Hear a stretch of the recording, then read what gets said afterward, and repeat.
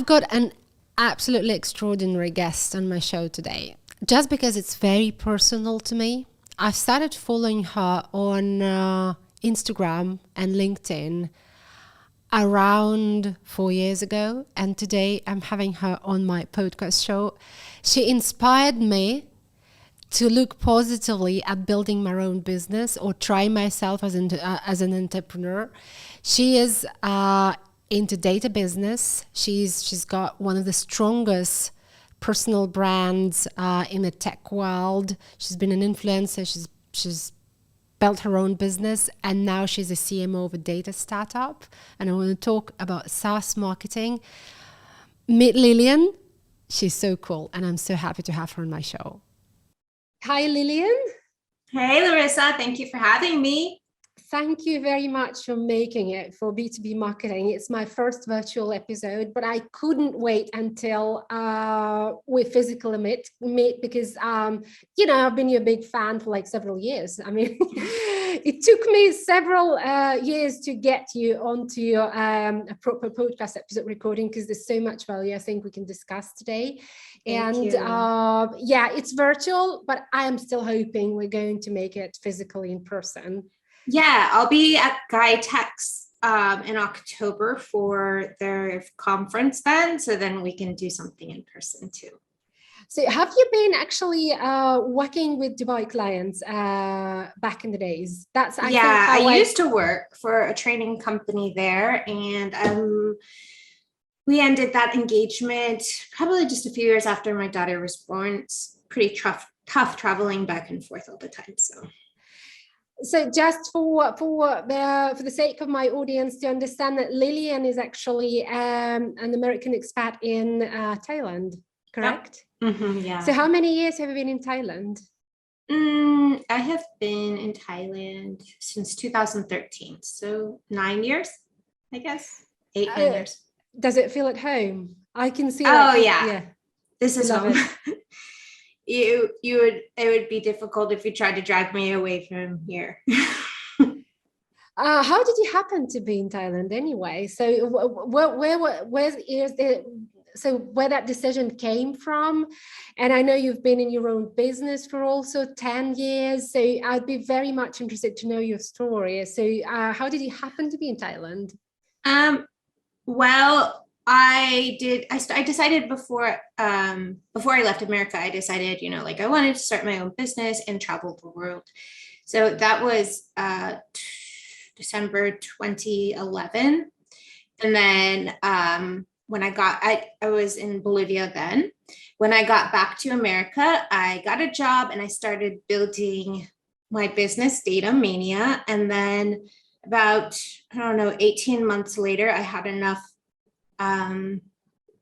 customers, enough work, and basically I had accomplished the goals I needed to before I could expatriate. And so I just left the country. And the first place I went to Thailand because at the time I had enrolled in this thing called Digital Nomad Academy. And the leader of that program said, go to Chiang Mai. It's where a lot of digital nomads are.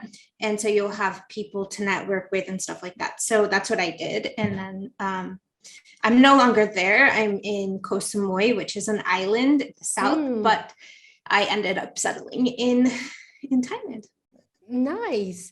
And I want to say, you mentioned the Data Mania. So I know Data Mania because I think a couple of years ago, I went into a program that you, as your company CEO, was sort of offering to those people who wanted to get their own business in a pretty fast mode. And I got a lot of value out of that program, but most of it was, I mean, the best value that I got is probably was working with you, looking at you as a role model as well. And, I've just realized how strong your brand on social media is and how powerful it could be, even in tech business. So I want to talk a little bit about Data Mania. Okay. Why it helped to grow the company. Was it easy from day one? were you always certain that you're going to do a data business? Were there other ideas before you went into that journey?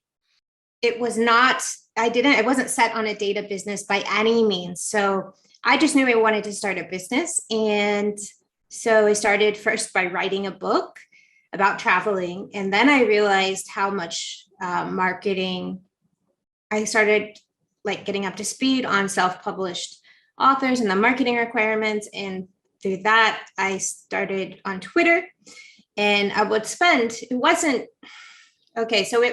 easy because I didn't really know what I was doing, and I didn't have anyone to teach me.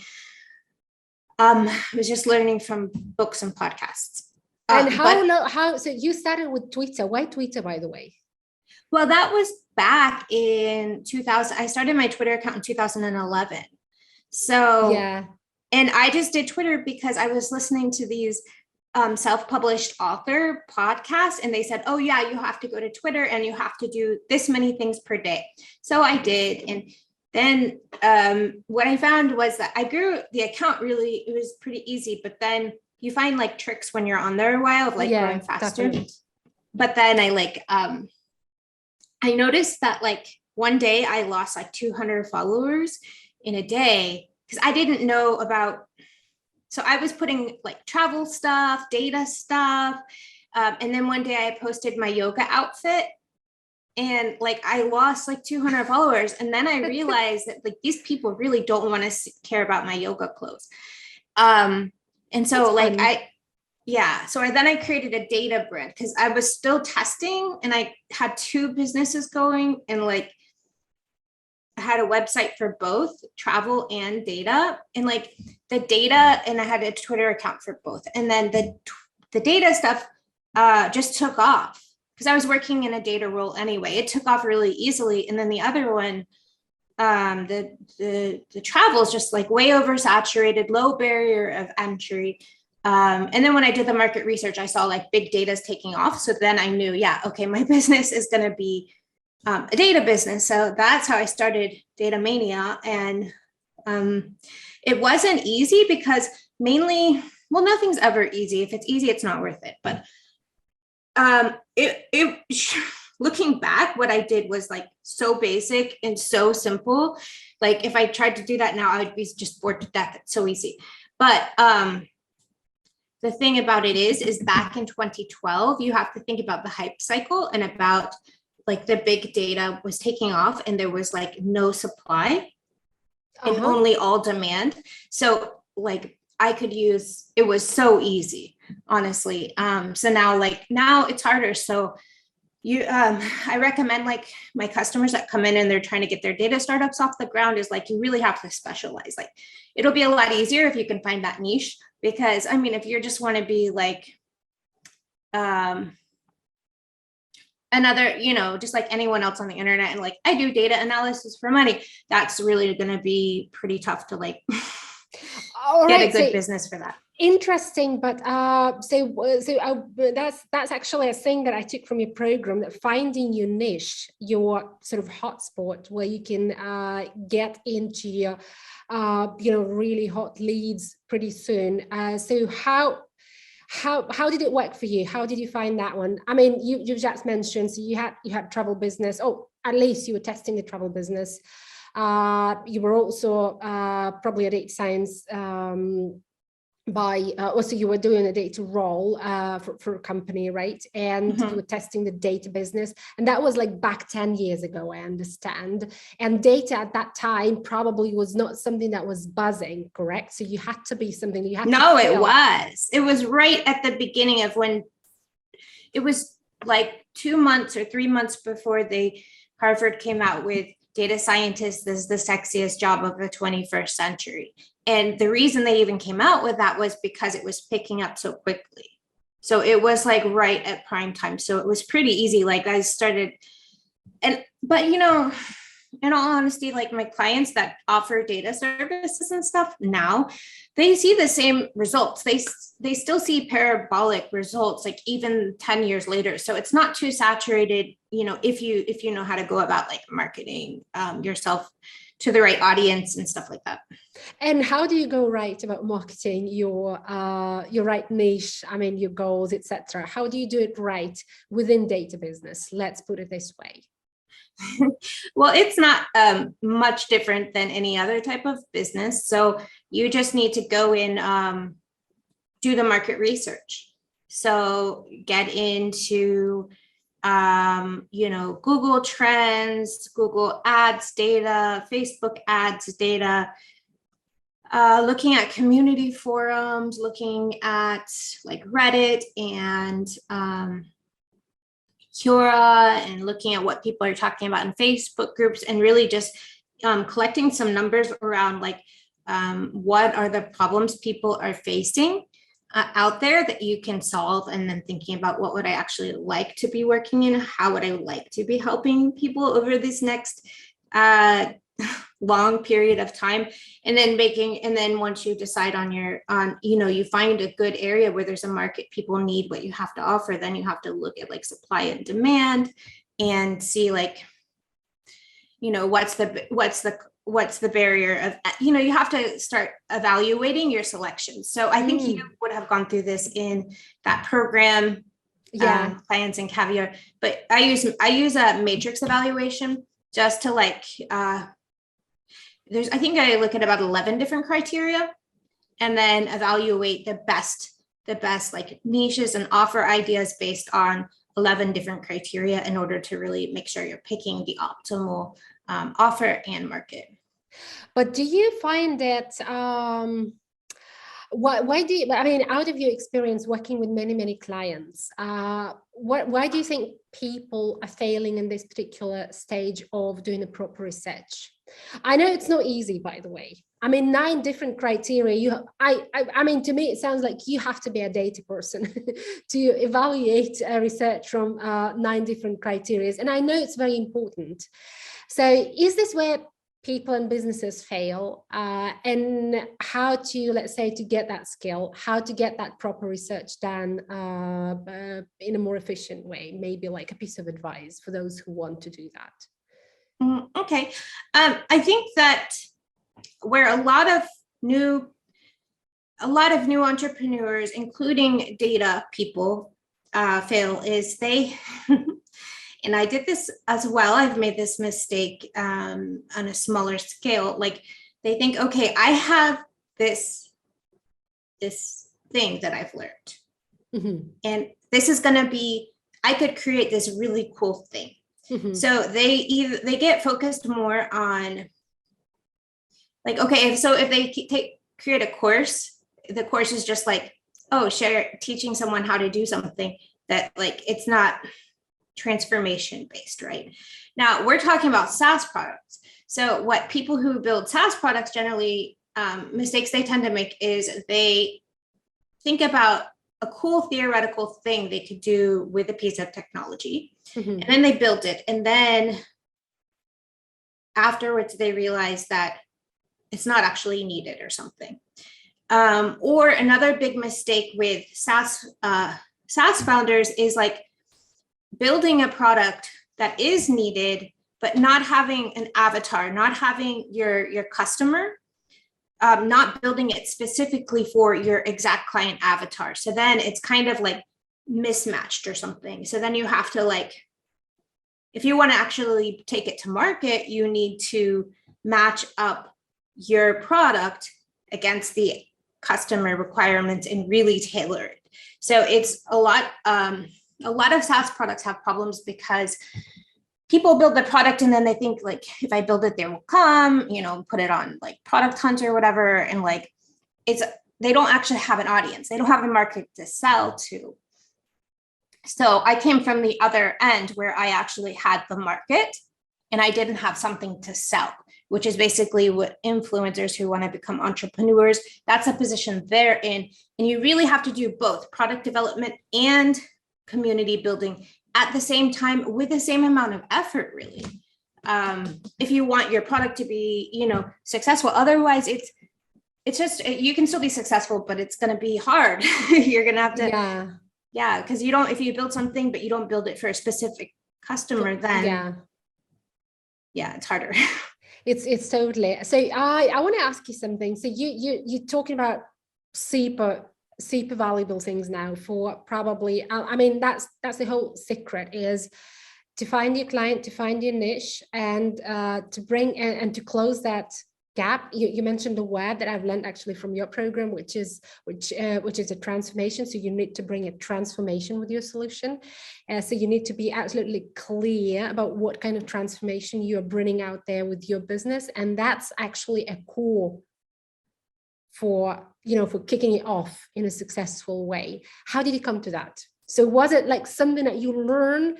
I learned it on the way. So how did you learn that? So you didn't know it from the beginning, correct? No. I did what everyone else does.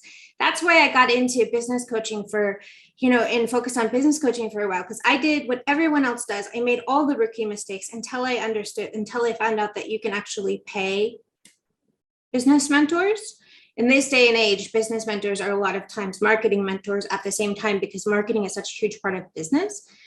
And so I learned that like in my first or second coaching program. And so since then I've spent $55,000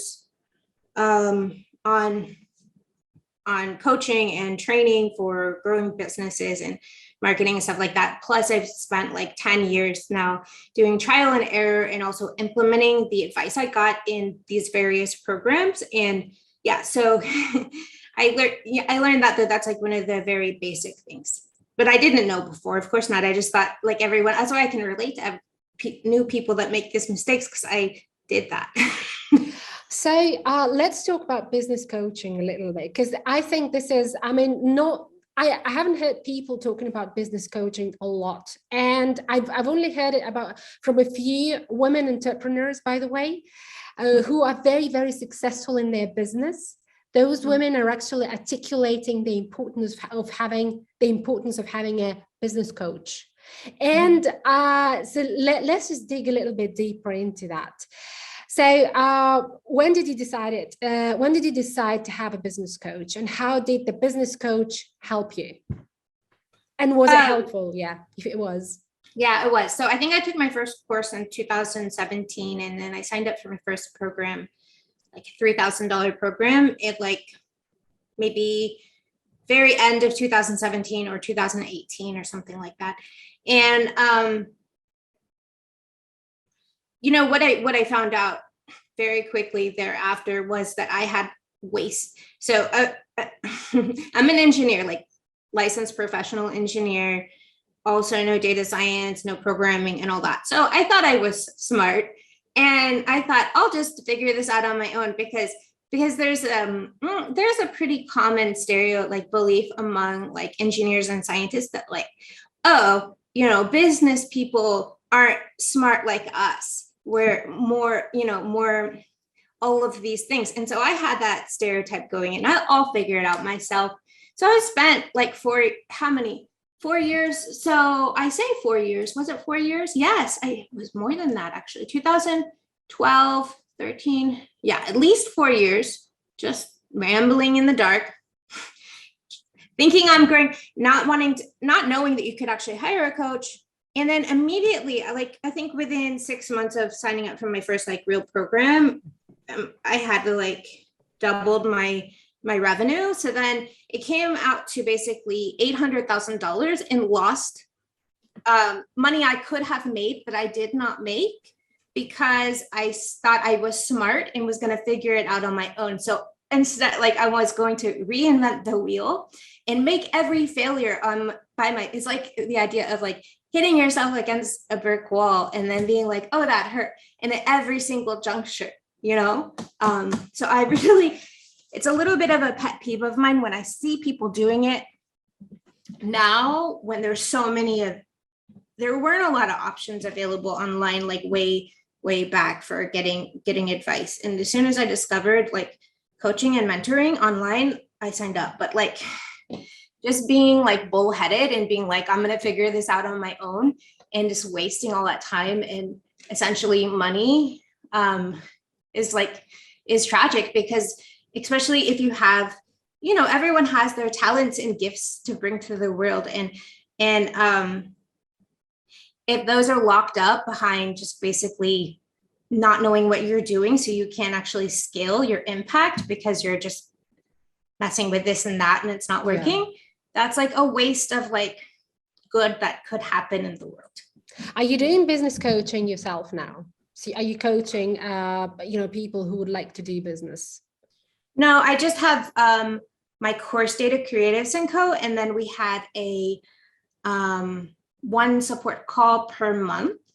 So there's that. And then, and we have a sport community, but everything is delegated in Data Mania. I even took another full-time job and I'm doing something completely different now. So, yeah, I want to talk also about your new journey as a CMO of a data startup, as far as I understand. And when I saw this announcement, I think it was on Instagram, or probably on Facebook, because I think I'm following you on many platforms. And I was like, wow, I need to talk to Lillian because she's doing marketing now. And she's like, in my head, she is an entrepreneur and she's a data scientist. And I'm like, I need to talk about marketing. What was that move to marketing? And I thought it was just absolutely logical for you to be in marketing, because because of your ability to build personal brand online. My boss thought so too. I was like, I think I want to be chief product officers and product manager. And he said, we need to have your title needs to align directly with the transformation you're providing in the business. And so he's like, I think chief marketing officer. And I was like, really? I never even considered that as an option. Like, I never even considered that. But now that I'm doing it, I'm like, yeah, this is actually all the stuff I love and none of the stuff I hate. It's great. Because you've been doing marketing for the 10 years of your own business. Do you agree with that? Yes, for sure. So I want to dig a little bit into building a personal brand, first of all, and then into SaaS marketing, because SaaS marketing is something that excites me a lot. Okay. The personal brand. So you mentioned you started with Twitter, correct? Mm-hmm. And it grew organically pretty fast, but also you've realized that there's a tendency, like, for example, if you're not focused, if you're not strategic, you can pretty fast lose your audience that you've built on, let's say, something that your audience was happy about, like your example with the, let's say, yoga outfit that you placed, and people were like, okay, I want to do something else. But when I look at your feeds now, although they're data focused, they're probably promoting your programs, etc., but they are pretty personal as well. How did you manage to balance that? Yeah. Okay. So I had originally removed all of the personal aspects, and then I think I started adding the personal back in. Okay. So I think when we met, I was doing Instagram. So I kind of did like a daily post, just documenting my life. And I guess you could say that was personal, but I actually didn't really start that for business. I thought it was fun. And I happened to be working in that field. But actually later on, I learned from one of my mentors that I really still think very highly of, named Scott Olper. And he is big on, he is explaining about how important it is to integrate your stories and your connection. So connection creating content. So if it's all just value, it's all about like learn. They might as well just pick up like a school workbook, and it doesn't provide them because people buy based on how they feel. Yeah. And they need to trust you. And in order, like for a small business like Data Mania, up until this point, it's been growing. Like we do have a lot of SEO, Yeah. traffic coming in. And actually, I think that's enough to sustain the business. But I spent a long time with the business, like fully reliant on a personal brand. And so and that's great because it's a fast way to grow. At the beginning, that's fine. But if you're just like learn, and you don't share any of like your stories of the things you went through and who, or like get into the nitty gritty details of like who you are and why you make these decisions, people, they're just going to look at you like a thesaurus or like a workbook. They're not going to actually feel like they know you, like you, and trust you. Yeah. Because connection is so important, and especially with the amount of online businesses. I mean, you would, but I mean, see, you're actually inspiring me on how you can be really open and online and building that connection, because we never met physically, Lillian, correct? But I do feel connected to you as a friend, right? And as as part of my network that brings value, but also is emotionally connected to me. So because of the lifestyle you go, because of the kid, yes, because of the daughter. I mean, I also have got kids. Like I'm connected with you through different, touch points that you're posting there pretty openly, and your business values kind of interconnected or built into these things in a very natural and very nice way. So is this something coming naturally from you, or are you doing it strategically? Let's just bring it out there for people who not necessarily feel quite open to share things online. What would be the way for them to start building it? Well, okay, so yeah, so I learned I needed to do this connection building content essentially. But I did not start off doing it strategically. The only thing strategic about what I did was like, we have processes for content creation, and we also have processes for analytics for measuring how that's resonating with the audience and the different channels.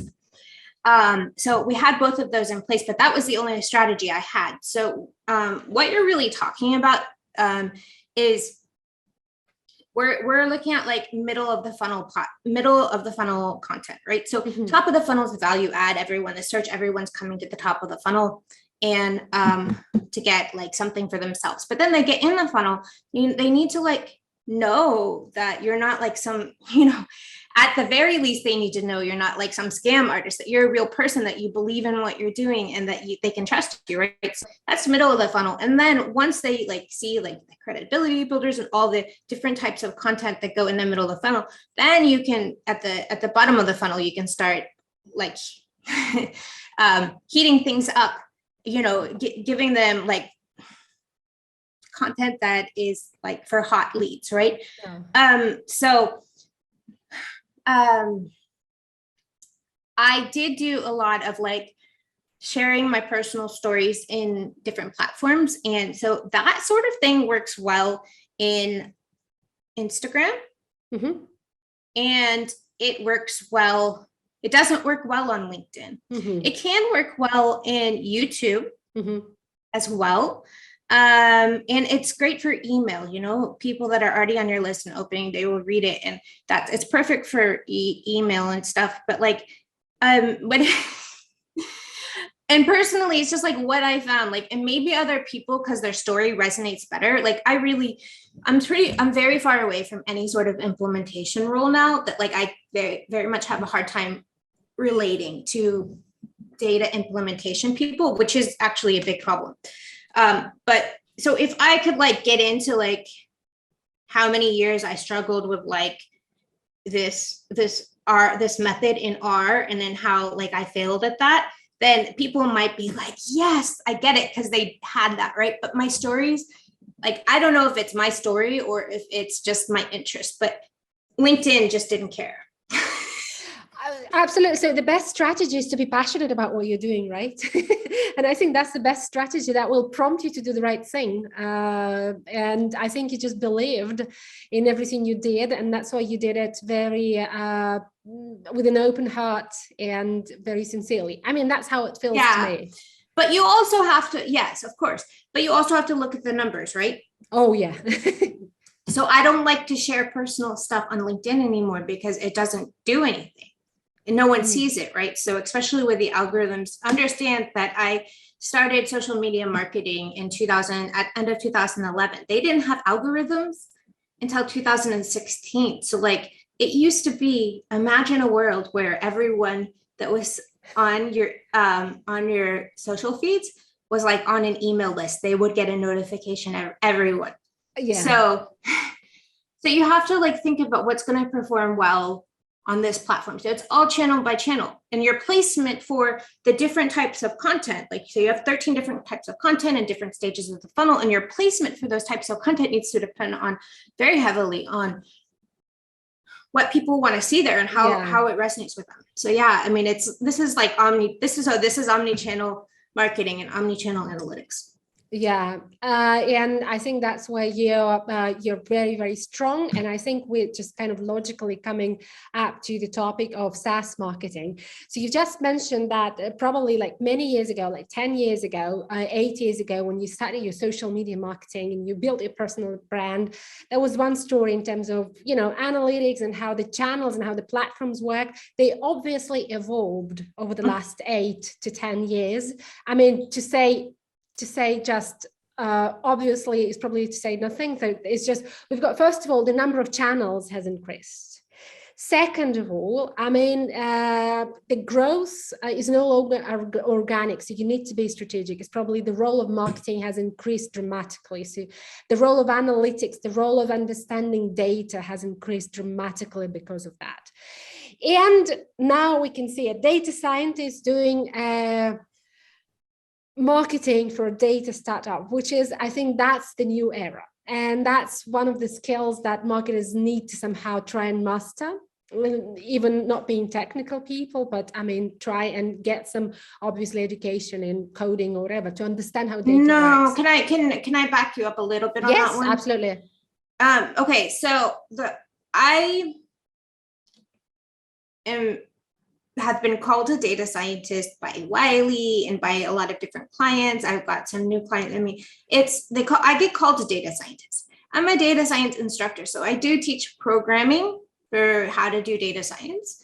And I also wrote so it's crazy. Like, I don't know how many, 8 books and 11 courses on data science. So I do know a lot about data science. However, my ability to actually implement data science has nothing to do with any success I would have as a CMO. So you definitely need to understand data and data science, because you have to understand the market and you have to understand your customers, and also development capacity, especially if you're in a more product-centered role where you're having to like balance out development requirements, timelines, and stuff like that. But I think that actually, because I mean, like, I learned data science and then I went to get a job using those skills, and someone wanted to pay me $90 an hour, and my business coach was making $1,000 an hour. And I was like, okay, this whole data science thing, you know, I don't think I want to do this, because, you know, business people are making $1,000 an hour, and I just worked my butt off and got all these degrees, and they want to pay me $90 an hour. So that doesn't seem like a great deal to me. So I'm an ixnay on implementing data science for a bit like a living. Mm-hmm. And I think that actually helped a lot. So if you were to take someone who was implementation person, who likes to code and build solutions all day, their mind is not going to isn't going to be focused. Oh, got you. Yeah. Yeah, it's not going to be focused on the things you need a CMO to be focused on, which is like customer and business and revenue. It's going to be focused on data too much. So you have to know it, but I definitely don't think you need to know how to code. No, yeah, and thank you. Thank you for saying so. Because I think a lot of marketers are like, wow, yes, at least, yeah. Because now tell me, okay, so you're in the role for what, for a month now? Yeah, like 6 weeks or something. And what is your life? What is your role looks like? So my question was, how would your first 90 days look like as a CMO of a data startup? I mean, now you've got 30, you probably you've got some kind of idea, but the rest 60. So what are your plans? What are you trying to build as a CMO? Yeah, so that's a great question. Of course, like anytime you take a leadership role, you want to have a nice plan in place for what you're going to accomplish in the first 90 days. And so the general criteria is that you want to you want to create a quick win, a plan for a quick win, and then accomplish that quick win. Okay, backing up, just clarifying here that quick win means revenue generating activities and actually generating revenue. Yeah. So like for generally, especially if you're going into a bigger company, you want to get them a quick win, a short-term plan, get something, get a quick win within the first 90 days, and then also develop a long-term plan, a go-to-market strategy that will significantly increase revenue over the long term. So those would be the good accomplishments for a first 90 days. But that is generally, there's a lot of things you can do. And then also just getting to know stakeholders and like really relationship building and all of that. But that's for a bigger company. So it depends. Like for me, the company where I'm working, it's called Sheetrocks, and it's very small. So I actually went to the founder and asked him like, what, before, maybe 2 weeks before I started, I said, okay, like I want to make sure that I, what would be like optimal output for you, for me to have achieved within the first 90 days. And so he specified that exactly what would be great for him. And it is not exactly what I just stated, because our needs are different. We're a lot smaller company. And so like if you're going in, you've already got a client base, then it's about, okay, so it's one to end. But if this is a brand new company and we're going to market for the very first time ever, so we're getting paying clients for the first time ever. So the plan for the first 90 days is totally going to be different than the other situation. So it's basically all depends on what stage the company is. And so in your case, for example, what do you see as a priority as a CMO for your data startup? To get paying customers paying customers. Yeah, because it hasn't been taken to market at all. So we're going from having a product in like everything, website, product marketing and messaging, everything from the ground up, to getting customers and then looking at like retention rates. And then once we get that, we can move to the next stage, which is going to be like, ads and partnerships and stuff like that. So how marketers are positioned in a great way to help CEOs to get the first paying clients, in your opinion?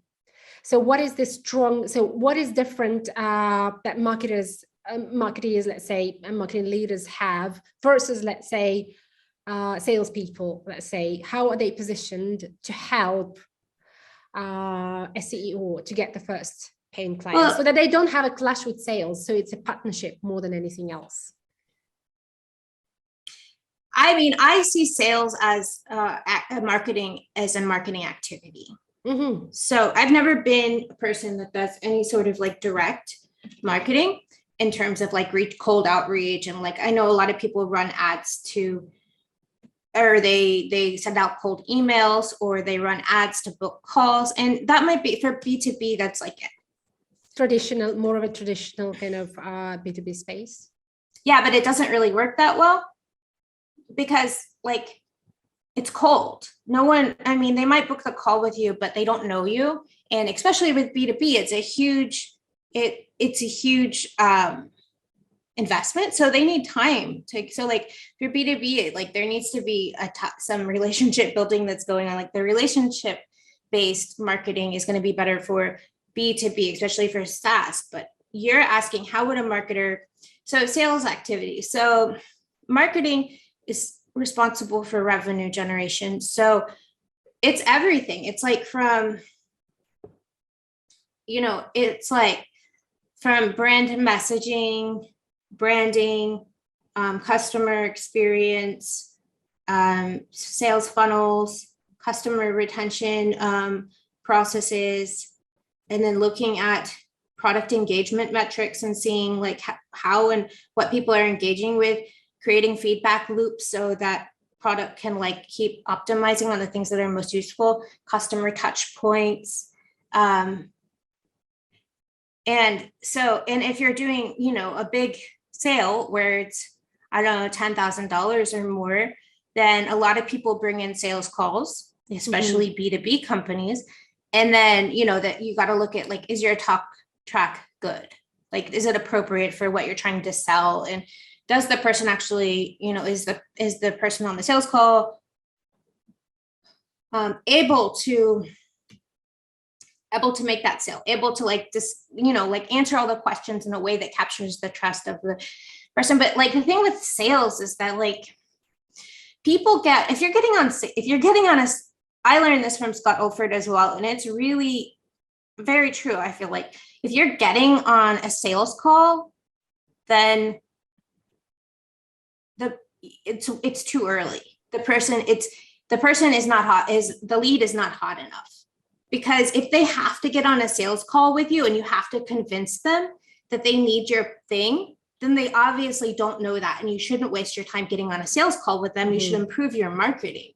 You can build systems and processes to like increase the like how much they know about your product and how much they realize the pain points, how much they realize how much they need your product to increase intimacy so that they have the trust they need to make that purchase. So instead of doing sales calls, which I've done like $15,000 deals without sales calls, just by texting, because people like know, like they know that if you're really, really good, and this would probably not work in the Middle East, and it might not work for SaaS companies either. They have but if you're really, really good with your marketing and your product's really in demand, then you don't have time and money to waste on infinite sales calls with 20% conversion rate or whatever. Just like your time is worth more than that. And by respecting the time of your employees and by respecting like your company and yourself more, people see that and they realize, oh, this person doesn't need me because they're already doing well enough. Every time I get a cold email, I'm thinking, if you were any good at all, you wouldn't be emailing me because you would be so busy supporting all of your customers banging down your door. Yeah. So we need to have a great product, bringing transformation.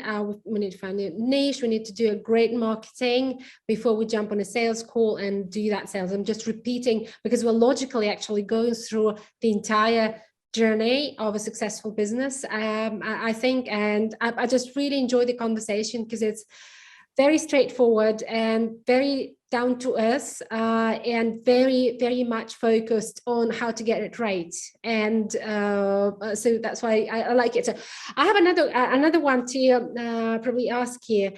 So we talked quite a bit about being revenue driven.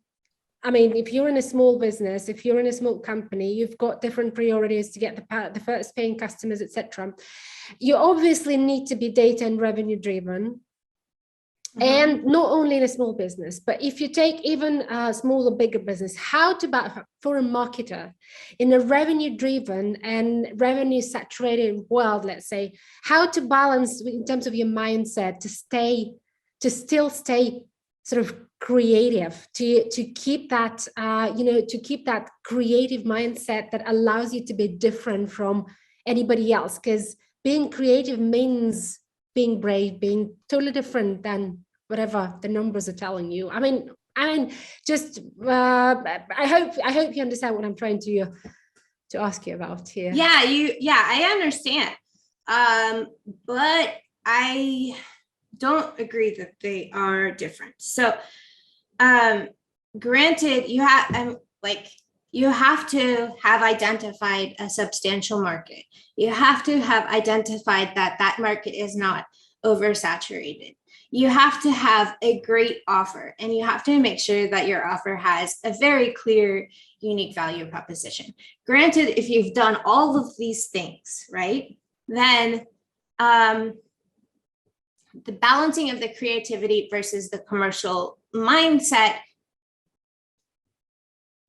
I don't see any difference. Maybe I'm just not aware of it, but like the the way to make more money is to help more people. Mm-hmm. And yeah, you can get clever about your pricings and your automations and funnels and all of that. But like when it comes down to it, the way to make more money is to help more people on all different levels with as large of an impact as you possibly can. And so that is the like how you design your offers and how you design your marketing collateral, and even to how you design your graphics for like a sales page or something. That is all designed for the customer and helping make it easier for them. Because even marketing, like even say if I'm trying to sell you something, if I truly believe that this thing that I'm trying to sell you is going to make your life a lot better, then me being better at like capturing your attention, communicating with visual graphics, connecting with you with the right kind of copy, connecting with you at the right time when you're in a space where you can actually think about the things you need to actually recognize I have a solution for you. All of that is not only is it to the benefit of your business, but it's to the benefit of your customer. And so it's actually all the same thing. But I think the answer comes down to actually believing in what you're doing and what you're selling. Yeah, I was going to ask you, say, obviously the content format makes a difference, right? Is it amount of content, a content format, or a content quality? So all things need to come together to probably, to serve the goal, sort of. But they need to reach the right customer at the right time and in the way that it is engaging for this particular audience or for this particular person, let's say.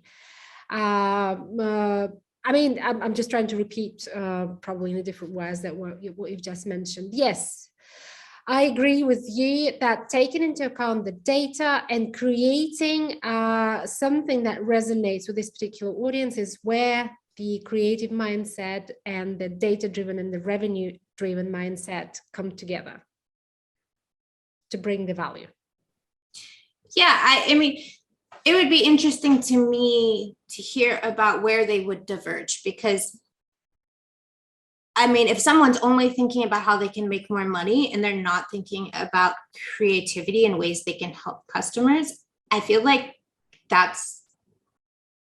I'm sure that happens, but I would not be wanting to work with those people. Mm-hmm. And I think that any team that's supporting them would not be engaged, because you have to actually, this goes down to your mission and your values. Like you have to believe in what you're doing. Otherwise you're wasting your life.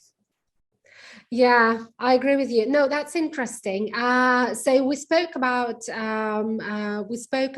the importance of bringing value, and also importance of balancing between creativity and being revenue driven, and always think about your client and the value that you're bringing as a professional or as a business to them. So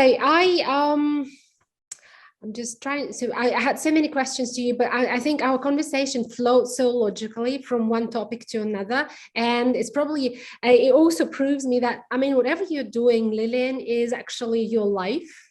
And it is so integrated into your life, so that I don't even have to make an effort to sort of, like jumping from your personal life to your business life. It's just kind of all interconnected in your personality. That's how I feel. And it's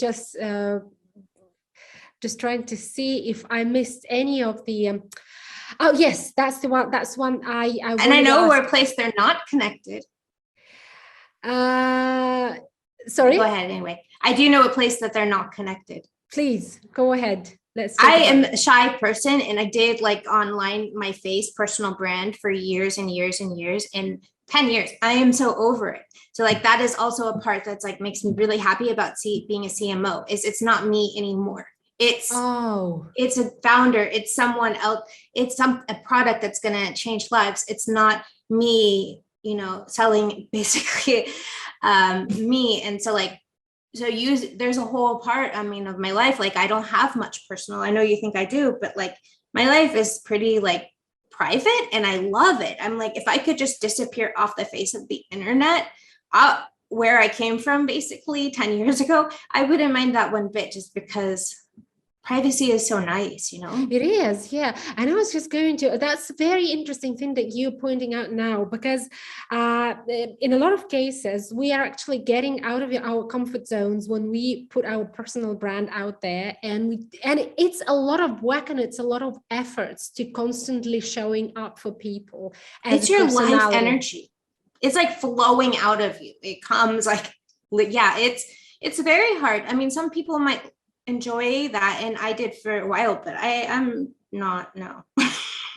No, it's thank you for saying this, because I mean, you're obviously the way you are presenting your personal, and I mean not personal, but your business content through your personal life is very natural to me. It never felt as hard, and it never felt sort of artificial to me. So it made it, I think it's just that there was a period of time when it played its role. And thank you for being very honest with the fact that you felt that this is time when you can actually release yourself from feeling responsible to always be there. Yeah, at least I need customers support processes in place for my customers, so I am responsible for supporting people who buy things from me. But like, yeah, I want to actually have a life that's like my own and not have everything. It's so weird, like 10 years into it, I envy the people that don't ever post anything on LinkedIn. And they don't have to because they have a great job and they don't even need to post anything on LinkedIn, like shouting from the rooftops about how I'm just so sick of, because I see it everywhere now, knowing the marketing, like everyone, it's inherent. We all want to like have some sort of advantage and show that we have some sort of advantage over others. I mean, it's just human nature, but like, it's just like everywhere, like, look at me, look at me, look at me. And I'm just like, please, I don't want to look at you. And I don't want you to look at me. Can we just like, I want something real. Like I feel very well connected with you here, and I get to meet you in person in October. And the reason I'm even going there is to actually meet the women in AI and helping people like face to face. And like, I think after 10 years of working solely online, it's just like, I need like real connection. Yeah, the physical connection. Yeah, no, I'm so looking forward for you to come over to Dubai, and I'll be like literally booking things in advance to make sure that we can make it. And because I've been connected with you for several years online, and as I said, it probably took you a lot of efforts and a lot of your personal responsibility for being so connected to people online. And it's, I mean, it's a lot of work. Yeah, it's a lot of work. Yeah. And it's not the first time we talk, like physically we talk. Definitely. It's not like I've always been talking to your messages or posts, whatever. So it's not the first time we talk over a call, right? But physically, it would be really, really exciting for us to meet. I think I'm going to give you a big hug when I see you. Yeah. Yeah. I mean, it changes everything. It's like if you meet with someone and get to know them, it's like it changes everything. At least I feel like it should. Definitely. I want to ask you one last question about SaaS marketing before we probably close up for today. I want to ask you, how would you imagine growing your team within your data startup as a CMO? How would you think a marketing organization in a growing business should look like to make sure it brings value and it meets the revenue KPIs and creative KPIs? Interesting. So you're like, I've actually, at Sheetrocks, I've been grateful to have the chance to bring on other freelancers to support me and stuff like that. So that's helpful, but we haven't like grown employee base underneath the marketing department. But I can say for sure what I would do, like just based on my own company. So like Data Mania and growing that team is like, you have to be aware of not only revenue potential, right?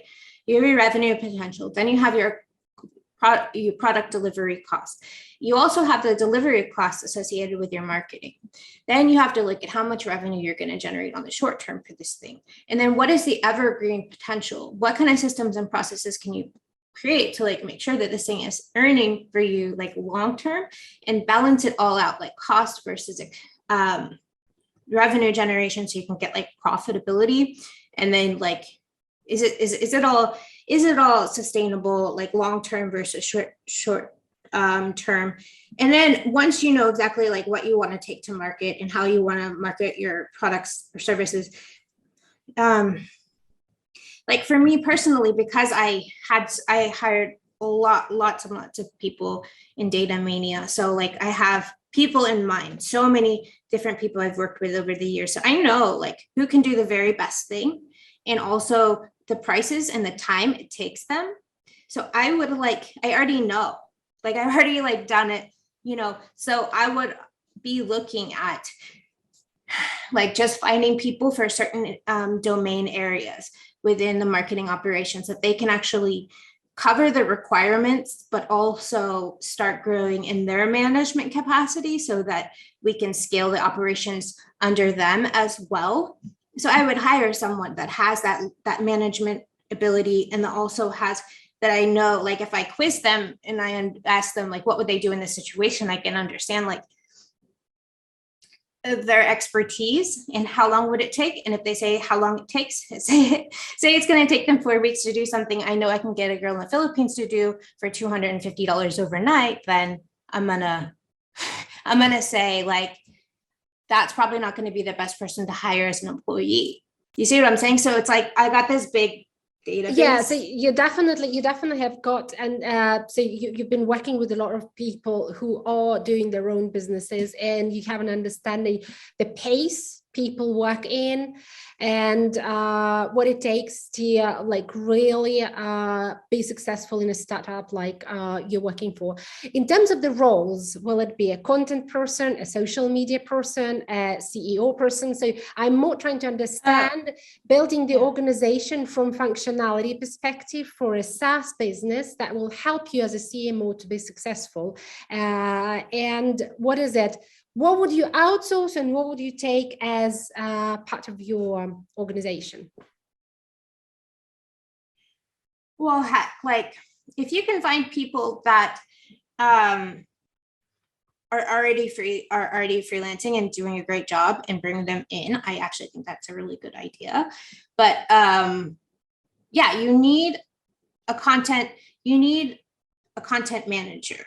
You need a channel man, so for each social media channel, you really want to have someone who specializes in that channel, who's basically says what we need to create here, and like manages like engagement, creative inspire like ideas of what we need to create, manages the like analytics. Like each channel is its own thing.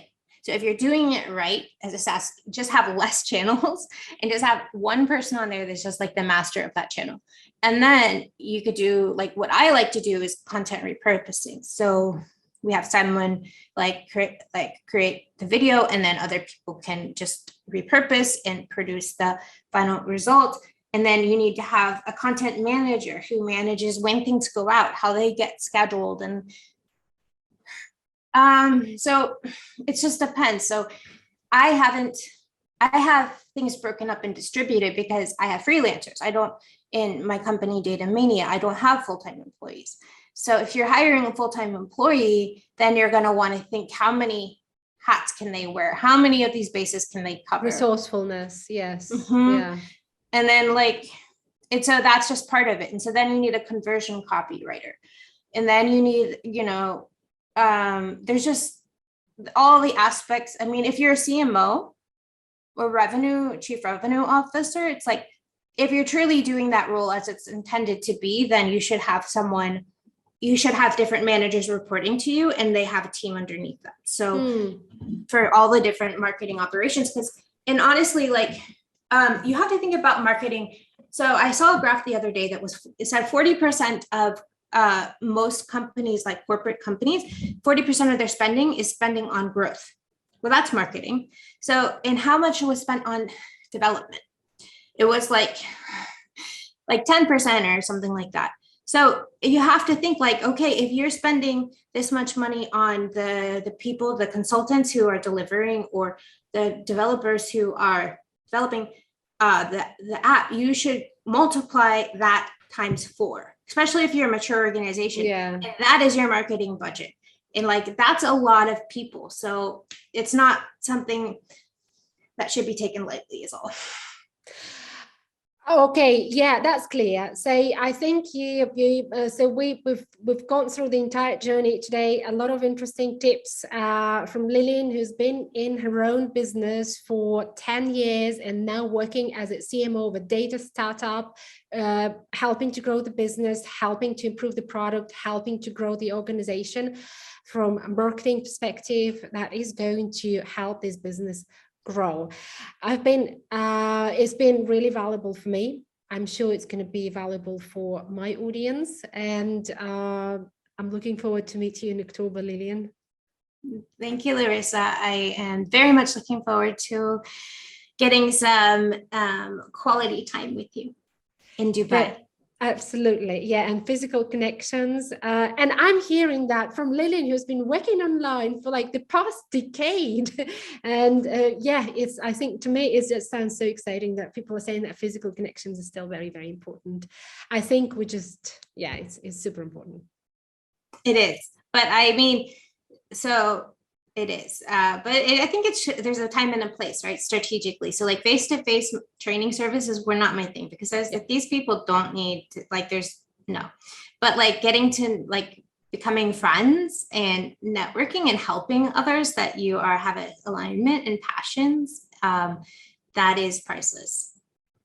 True. I agree with you. Looking forward to, I'll think about some other topics for October so that we could record, and let's keep in touch. Yeah. Thank you, Larisa. Please don't disappear from social media yet.